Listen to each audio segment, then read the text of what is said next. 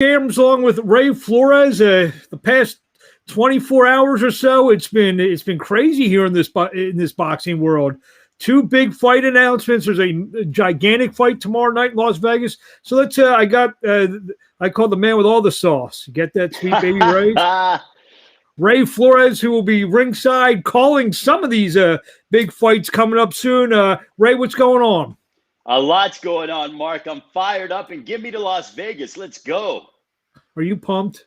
Oh, you know what, man? I can't wait already for the morning of July 24th and August 21st in Vegas with the announcements that we've gotten over the past couple of days. The summertime in Las Vegas. Let's go. So let's start first tomorrow night. Before we get to these two big fights that just been announced, or sort of been announced. They haven't been like officially. I count when you get the press conference for it to be officially announced. But tomorrow night, Las Vegas, Josh Taylor taking on Jose Ramirez for the undisputed junior welterweight championship. All four belts on the line. Ray, how do you see it going? I think it's a great fight. I think we're going to get back and forth action, ebbs and flows. I understand why Josh Taylor is the favorite. However, Mark, I will tell you that I'm leaning towards Jose Ramirez because I think Ramirez is going to be able to wear down Josh Taylor and get him in the last third of the fight. I think it's going to be a terrific matchup. Styles make fights. Both guys like to stand and bang and go at it. And you know what? I think this is a fight that fans really need to pay attention to because it's an under-the-radar fight. But I believe that these two guys are going to give us something very special tomorrow night in Las Vegas. And I don't use the word special often, but when it comes to a fight of this magnitude, that's what I believe is going to transpire. I see the first half of the fight being very competitive. I can even see Taylor pulling away a little bit in the first half of the fight. Then in round 7 and 8, I think Ramirez starts to come on. And then the last third of the fight, he really kicks it into that second and third gear and makes a definitive impact. Does he stop Taylor? I don't know, but I do think that Jose Ramirez becomes the undisputed junior welterweight champion of the world. Well, we have a lot of fans here watching on our new platform called Follow the Actions, geared towards the people who like to make the wagers, so to speak. So if you had a couple cents to bet, you're leaning Josh Taylor? I mean, excuse me, no, Jose Ramirez? Ramirez. Yep, Ramirez is who I'm leaning towards. He's plus 188 now I'm looking at Draftkings. Nice. That is nice. That's juicy. That kind of whets my appetite like a nice medium rare steak at one of my favorite establishments here in Chicago. with Sweet Baby Ray barbecue sauce on it? No, Béarnaise sauce on the side. No Sweet Baby Ray's though. There we go. See, what I like to do, I like to look at all the. So I checked Draftkings. So it's 188 by Draftkings you can get plus 200 on DraftKings. 200 on FanDuel. So there you go. Hey, that's good odds. I mean, that is mouthwatering. There you go. I like Josh Taylor tomorrow night. I just think he's the better fighter. Yeah, I can see that. I understand that. I think the more complete fighter is Josh Taylor. But when it comes to getting in the trenches, and I know Taylor did against Prograis, but Ramirez he's just different stylistically compared to Prograis. And Prograis learned a lot in that fight. I think Ramirez is the kind of guy that is really going to make you work, and that's going to mentally affect Josh Taylor even a hair. And him dropping down a hair is going to allow Ramirez to pull away. Either way, we're in for a heck of a fight. It's a great fight. It's gonna be live on ESPN, 8:00 Eastern. So you don't even have to pay the extra pay-per-view dollars. So that's a segue. So we're segueing into paper. Before we get to the big things, you're gonna be on the call, international call next about a little over 2 weeks from now down Miami. Floyd Mayweather, Jake Paul. Give me a couple seconds on that. Yeah, look, Mayweather and Logan Paul is going to be. I said Logan, but I said Jake. Yeah, it's all good. No worries. I mean, Jake just signed with Showtime. Freudian slip. I think it'll be. Yeah, exactly. And you do a lot of television, so I understand, Mark. But the way I look at it as anytime Floyd Mayweather's in the ring, it's always something that you want to check out. You're very interested in. The build up to the fight. There've been some controversy with Jake taking, Floyd's hat and the fact that, Floyd's going to want to take it out on Logan. I know Logan's working out very hard, training hard.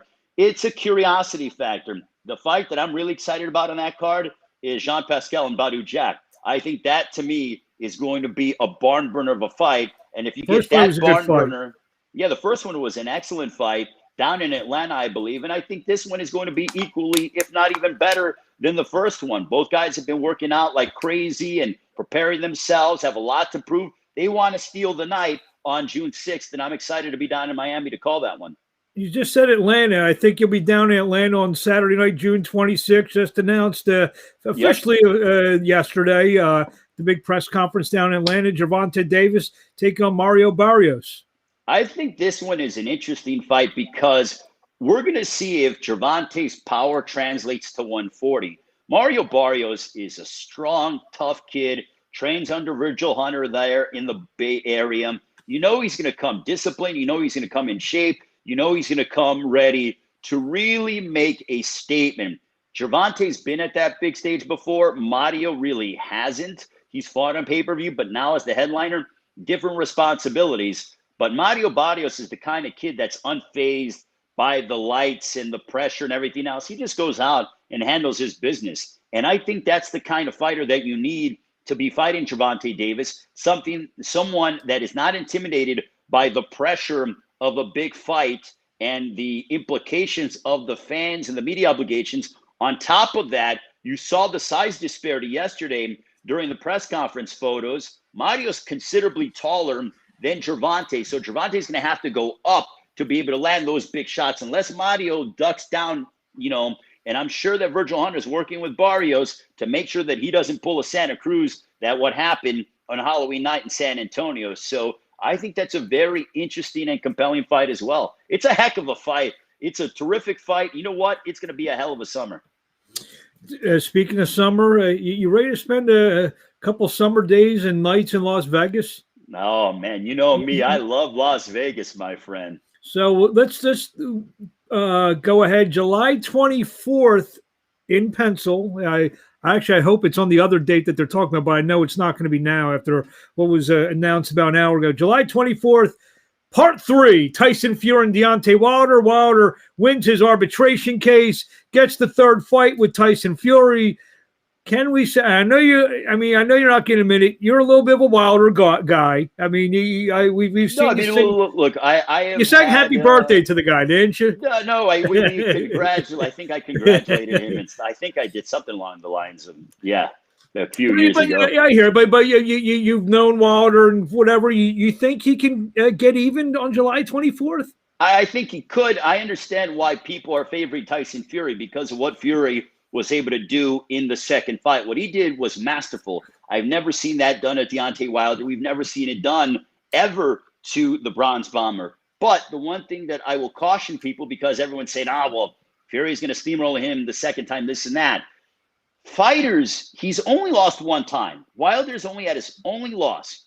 If we would have written off fighters that have suffered their first career loss, we would have never had Gaddy, the late great Arturo Gaddy. We would have never had Diego Chico Corrales. We would have never had, even recent memory, Julian Williams from Philadelphia captured a world title after the loss to Charlo. Never had Jamel Herring, who had 2 losses before winning the world title.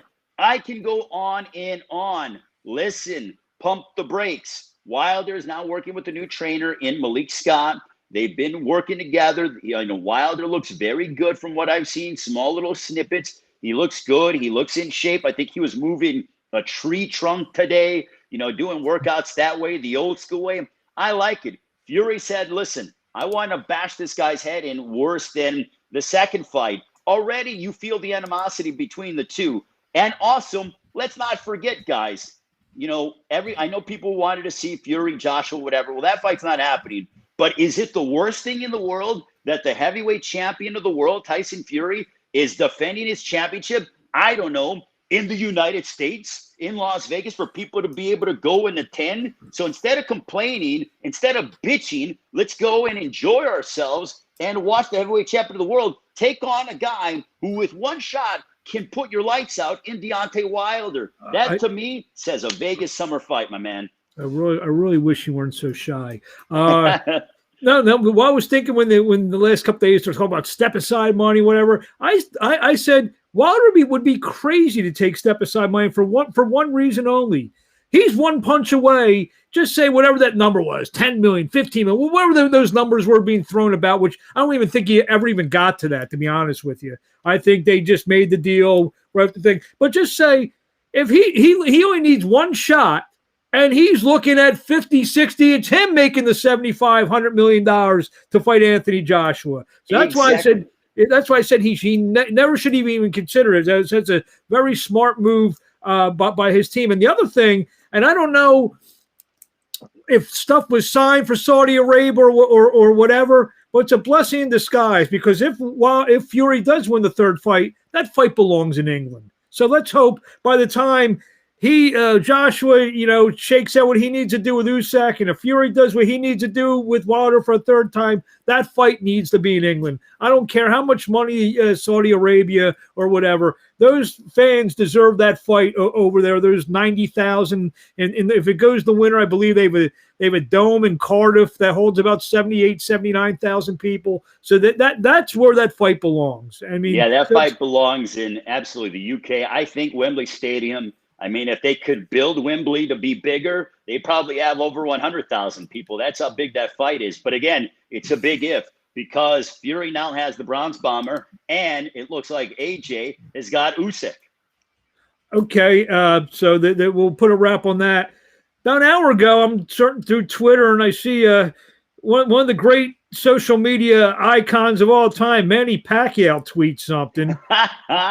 He tweets out a poster of Spence versus Pacquiao. So normally we see all these fictitious fights. People make their own folders. I thought maybe he was like retweeting something.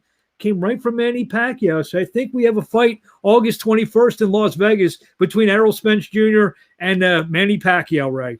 I am pumped. I can't believe it, Mark. When I saw it, I was like, oh my gosh. And then I saw it's from Manny's verified address. And then I saw Fox Sports pay-per-view. I'm like, oh my gosh, this is happening. It's like that meme in The Office or that little clip in The Office. Oh my gosh, this is really happening. Let's go. That's what was on my mind. I think this is going to be such a special fight because Manny Pacquiao, he doesn't even need this fight.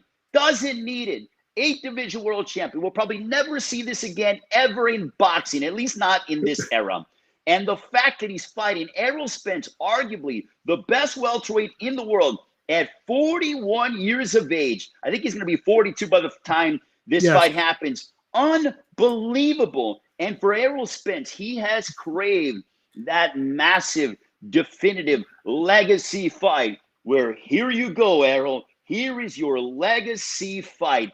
Damn, styles make fights, Mark. And this fight has two combustible elements, and I'm giddy on the inside. I'm like, damn, the two baddest SOBs at 147 getting ready to collide. Let's see it, man. August 21st, Fox Sports, BBC pay-per-view. I'm already in promo mode, my man. Well, it's you just said something. We'll never see this again. The 7 world titles, 8 division, whatever. After August 21st, I don't know if we're going to see Manny Pacquiao again. I mean, you think it's going to be that one-sided, or you think that he's going to hang him up after this fight? See, this is why I love doing this. We have you mentioned Arturo Gaddy. We got Ivan Robinson who had 2 epic wars with Gaddy. He's chiming in. He says this is absolutely awesome. Well, for someone like that to get excited about a fight like this, it's damn good. When guys who have been in the ring, who have bled, who have been sweating, who've given everything to the sport, are excited about a big prize fight, it's special. August 21st, Mark, will be a special night in our sport. And the great Ray, do you sometimes pinch yourself and say they pay me for this stuff? I mean, literally, it was one of those things. I was talking to my brother Miguel. I'm like, moments like this, like July 24th, even I'm even gonna go backwards, right? I'm going to go to June 19th because I got Teofimo Lopez, George Kambosos, the undisputed lightweight champion of the world fighting. Moments like that, like Lopez and Kambosos, Wilder Fury 3, Spence Pacquiao number 3, it makes you proud to be involved in the sport and say, damn, I earn a living doing this. This is why we do what we do. This is why we go to the Sands Casino in Bethlehem, Pennsylvania on a Tuesday night and do, swing fights at 12:30 at night. This is why we do it, for moments like this. And this is going to be a hot summer for boxing, and we all deserve it because of what we've gone through. You mentioned that fight with Kambosos and Lopez. That's in an outdoor stadium, right? Yes, it is. It's at Marlins Park. I forget exactly what the official name of it is. I'll learn it before now and June 19th. But yeah, it'll be at Marlins Park in Miami, retractable dome. So you're sitting next to Snoop. The stuff will go up right into the air, right? Yes, it will go up in the air and stuff like that. It'll leave the stadium. So it sounds like not only do you have a busy summer, you're going to be working in Atlanta and Miami and Vegas a couple times. And I don't know, you have any other shows you want to plug? You got some wrestling going on? Yeah, we got some MLW July 10th in Philadelphia, assuming I don't have any boxing duties. Then I will be at the 2300 Arena in Philadelphia. I might have to catch up with you that night. Yeah, you got to come out, my man. So I'm excited about that. I mean, hey, we got Charlo Castano Unified 154. Let me ask you a question. I'm reading rumors that could be in New York at Barclays Center. Are you hearing those rumors? I'm hearing the same thing that you are. You know what? I love New York in the summertime. Would be great to be back at Barclays Center. I'm just glad, Mark, that we're going into a phase where we're getting full capacities and fans can come out, because I'm already feeling that buzz. I mentioned this on Twitter. The morning of a fight in Las Vegas, when you're getting breakfast at that cafe that everybody goes to at the MGM, it's special, man. There's a buzz, there's an energy, there's an electricity. Then people are going into the fight, getting their tickets, getting their passes for the media members. And then after the fight, I like to go and enjoy myself a cocktail right at the restaurant outside of the MGM Grand Garden Arena. And then after that's over, around 12 o'clock, I go to the Davidoff spot, get a nice cigar, unbutton the bow tie, and then I enjoy the rest of my evening. So let's make it happen. I'm actually surprised two things: that you're able to wake up for breakfast on a Saturday morning in Vegas, after a night in Vegas. And number two, that I hear that room service is like just a revolving back to your room. Back to your palatial suite, that is.